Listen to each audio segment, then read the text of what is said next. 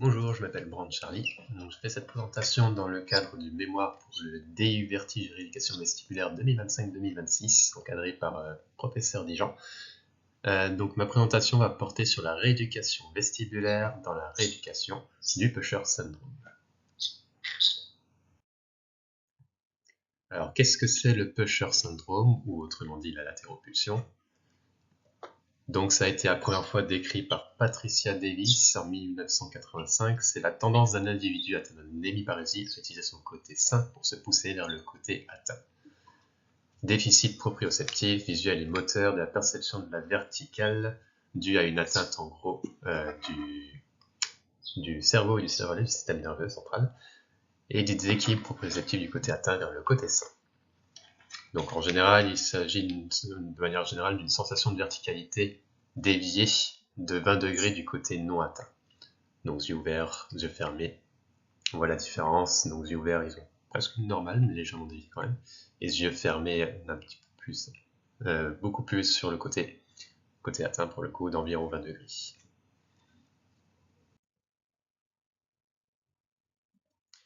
Alors, donc ça fait en général suite à un AVC.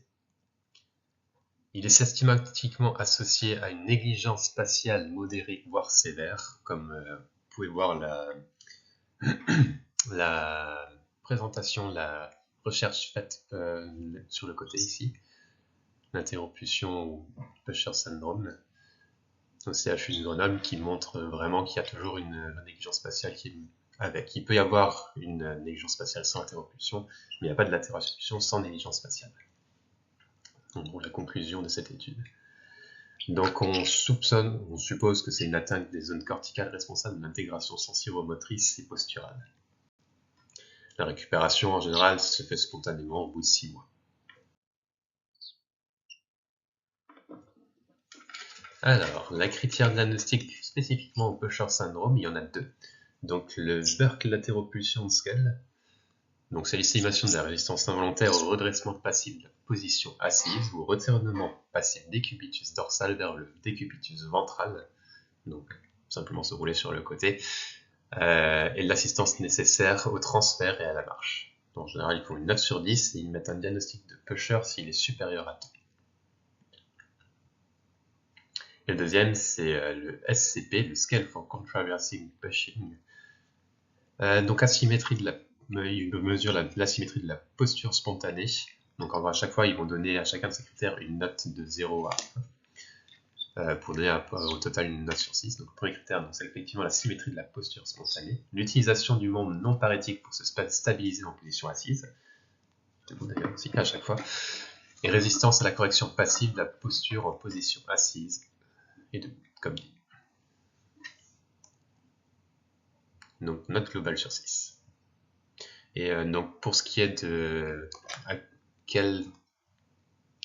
quel niveau on considère que c'est un pusher, à la base ils disaient que c'était à partir de 2 sur 6, mais ils ont même diminué avec des études récentes même à partir de plus de 0 sur 6, strictement plus que 0 sur 6, on peut considérer qu'il y a déjà un pusher.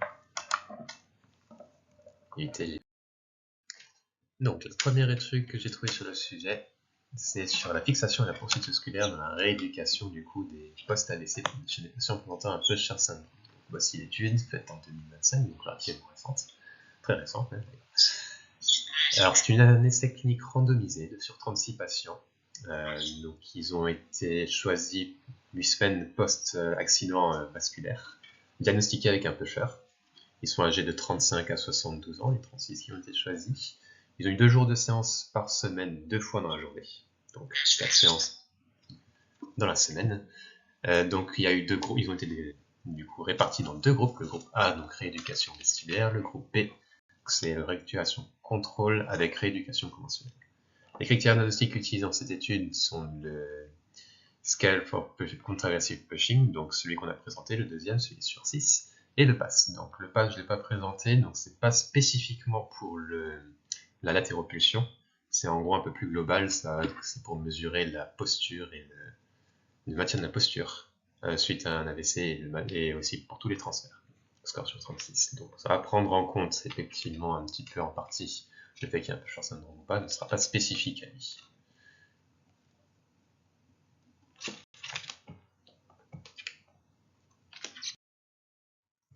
Donc, quelle méthode ils ont utilisé pour faire leur rééducation? Donc, vous avez le groupe A qui correspond au groupe qui nous intéresse et le groupe B qui est le groupe contrôle. On va se concentrer sur le groupe A. Donc, dans le groupe A, il y aura des exercices de VOR, en gros de fixation oculaire du coup. Donc, des VOR, effectivement. Il y en a d'autres où on demande en gros à chaque fois de fixer un objet en faisant différents exercices, donc présentés par les flèches à chaque fois. Le deuxième, ce sera surtout des mouvements de tête en même temps qu'on fait les exercices. Donc pareil, ça permet de stimuler aussi le système vestibulaire. Et le troisième, du coup, ça va être surtout de l'équilibre. Donc le classique, ça va être le côté aussi un peu plus conventionnel, mais qui utilise aussi le système de l'équilibre, qu'on peut retrouver aussi de l'autre côté.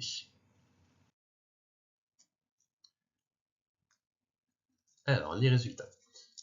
Donc, dans le groupe A et dans le groupe B, on constate une amélioration dans les deux cas. Donc là, sur le dessus, ça utilise donc le critère de diagnostic qui nous intéresse, le SCP, le Scale for Controversive Pushing, donc la note sur. Et donc on voit du coup qu'il y a une amélioration dans le groupe A et dans le groupe B. Dans le groupe contrôle, une petite amélioration de 6,06 à 5,31. Et une plus grande amélioration dans le groupe A, donc dans le groupe vestibulaire, de 6,09 à 2,89. On constate aussi des résultats similaires avec le PASS, donc c'est une note sur 36. Donc dans le groupe B, il y a une petite amélioration de 11 à 13. Dans le groupe A, une amélioration de 11 à 25. Voilà, donc très en faveur pour le coup de la rééducation vestibulaire en ce qui concerne la fixation et la poursuite oculaire. Alors, la deuxième série d'études que j'ai trouvées concerne la rééducation vestibulaire utilisant la méthode de Courson-Cookset. Donc, petit rappel, Courson-Cookset. Donc, la méthode qui demande de faire des mouvements de yeux avec une fixation sur une cible dans différentes positions, donc position couchée, position assise et position debout. C'est en gros ce qu'il faut faire avec ça. Donc, la première étude que j'ai trouvée, donc il y en a deux. La première étude que j'ai trouvée, ça concerne du coup c'est une clinique randomisée de 49 patients qui font suite à 2 semaines après leur accident vasculaire cérébral. Ils sont âgés entre 50 et 80 ans. Ils ont eu 2 séances de 15 minutes par jour pendant 12 semaines. Ils présentent des vertiges, donc critère qui est d'inclusion. Il y a 3 groupes, donc le groupe contrôle, le groupe vestibulaire et le groupe somatosensoriel. Donc ils comparent avec un troisième groupe où en gros la rééducation se basera surtout sur la proprioception profonde et retrouver sa proprioception profonde. Les critères diagnostiques donc, sont le Berg Balance Scale et VQL. Donc là, on peut remarquer qu'il n'y a pas de critère spécifique du coup à la latéropulsion. Donc c'est pas leur but. Leur but c'est vraiment de manière globale sur le transfert et sur la posture ainsi que sur le ressenti vestibulaire de gérer ça. Donc on n'aura pas de réponse précise par rapport à notre question sur celui-là, mais c'est plus proche que j'ai pu trouver malheureusement.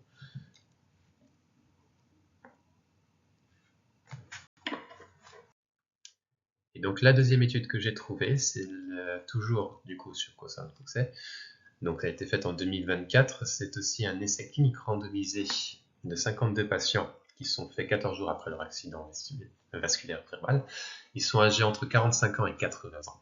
Ils ont eu 60 minutes de séance par jour pendant 5 à 7 jours de rééducation. Certains qui sont sortis un petit peu plus tôt parce qu'apparemment ils allaient très bien. Les patients ont été hospitalisés pour AVC.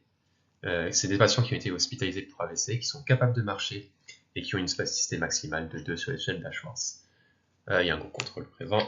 Et donc les critères diagnostiques, c'est la posturographie, le FRT, Functional Reach Test, et le PASS, ainsi que le FAC, Functional Ovulation Calcification. Encore une fois, on n'a pas de critères diagnostiques spécifiques à la latéropulsion, malheureusement. Donc c'est pas non plus leur but, c'est vraiment l'équilibre debout, pareil, le transfert et puis leur capacité fonctionnelle de manière globale qui ont été évaluées. Pareil, malheureusement, je n'ai pas trouvé de plus proche par rapport à la latéropulsion, donc ça pourra te donner une idée de si ça peut aider un peu ou pas, mais il n'y aura pas de conclusion précise sur notre sujet. Donc la première étude, donc comme dit, Ils ont été comparés sur 3 groupes, donc avec l'exercice somatosensoriel. Tandis que la deuxième, ils ont par contre ajouté en plus de la rééducation vestibulaire, donc du quotient de Roxey, la rééducation somatosensorielle. Donc les deux en même temps, comparés à la rééducation conventionnelle. Alors, comme résultat, donc dans la première étude, donc les trois, donc on compare du coup le Berg Balance Scale ici. Donc notre groupe vestibulaire est ici, on constate une amélioration. Une amélioration qu'on retrouve aussi dans le groupe somatosensoriel qui est moindre dans le groupe contrôle. Donc on pourrait conclure que pour ce qui concerne l'amélioration fonctionnelle globale du patient, pas seulement la latéropulsion, il y a une amélioration. On peut espérer une amélioration de la latéropulsion. Donc voici le résultat de notre deuxième étude qui a été trouvée sur le sujet. Donc celle qui combine du coup les techniques de rééducation vestibulaire et de somatosensoriel contre le convulsionnel.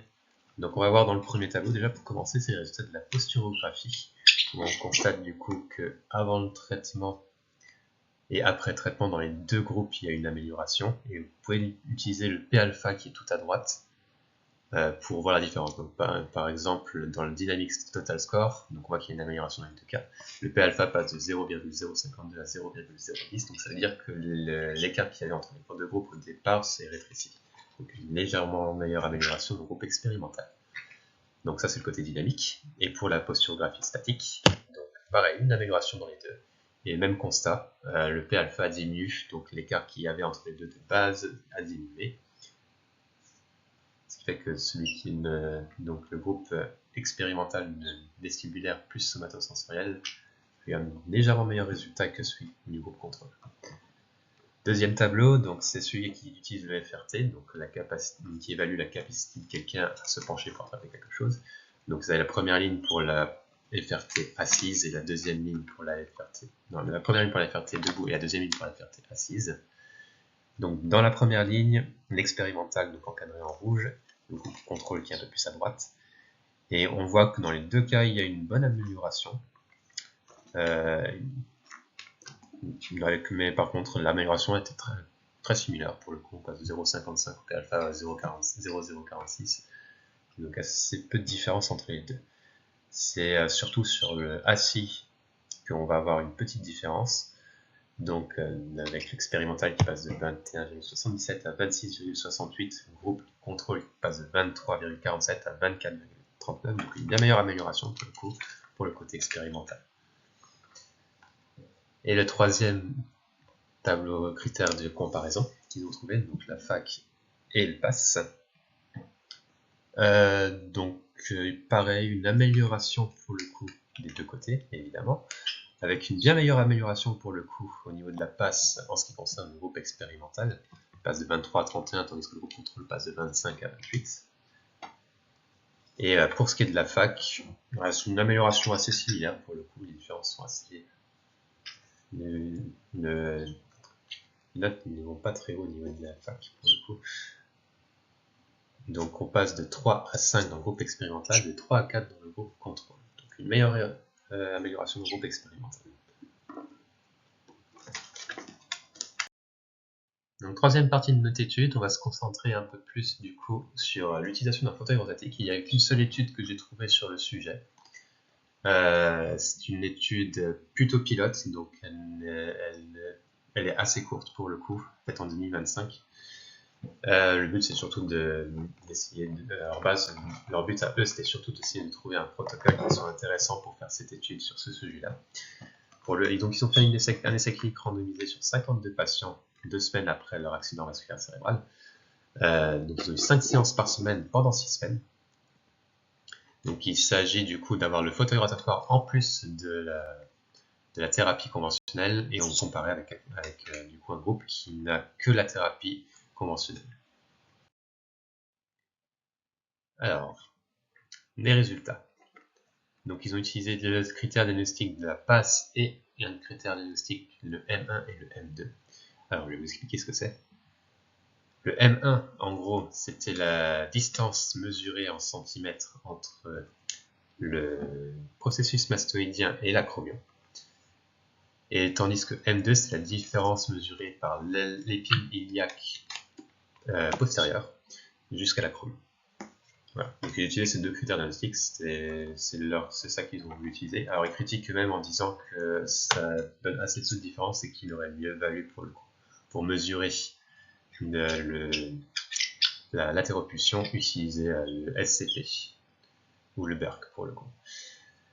Donc malheureusement on va avoir du mal à se baser dessus. On voit d'ailleurs qu'il y a très peu de différence entre les deux, hein. Donc il y a à peine une amélioration qui passe dans 2 semaines de 16 à 15 pour le M1 et qui remonte du coup à 17, donc il y a encore selon eux une dégradation, ce qui n'est pas très logique. Et pareil pour le groupe contrôle où ils voient plutôt une dégradation pour le coup. Et dans M2, on a des meilleurs résultats qui sont un peu plus logiques, mais qui sont très similaires du coup entre le groupe contrôle et le groupe vestibulaire. Voilà. Pour la passe, très peu de résultats.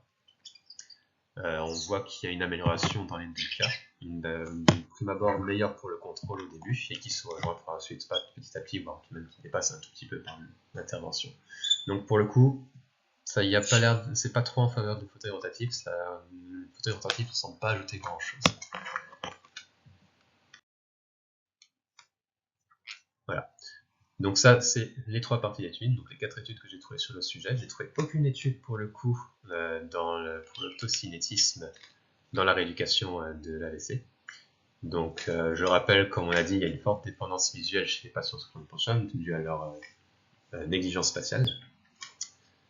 Et c'est une étude, j'ai trouvé une étude du coup qui reprenait un peu cette idée. En gros, la dépendance visuelle chez les patients sous Clonopinchon a été mesurée. Elle est bien donc chez deux groupes qui ont subi un AVC, donc ceux qui présentent une hémiplégie et ceux qui présentent du coup un pusher en plus. Et on voit que du coup la différence yeux fermés, donc c'est la partie tout à droite de la partie en rouge, et chez le pusher est beaucoup plus importante que celle de la partie simplement hémiplégique qui sont pusher. Si l'optocinétisme sert à rééduquer la dépendance visuelle, on peut peut-être supposer que ça pourrait avoir des effets chez ces patients qui souffrent du pusher. Voilà en conclusion avec un petit tableau récapitulatif. Donc on a vu que la technique de poursuite et de fixation oculaire semble plutôt montrer des résultats très positifs.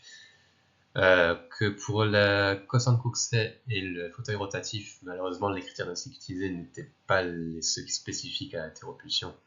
Donc on ne peut pas vraiment tirer de conclusion, surtout pour le Cosan-Coxey. Et pour le fauteuil rotatif, le critère qu'ils ont utilisé, qui n'est pas très reconnu, semble plutôt donner des résultats similaires à la rééducation conventionnelle. Ne serait pas forcément conseillé.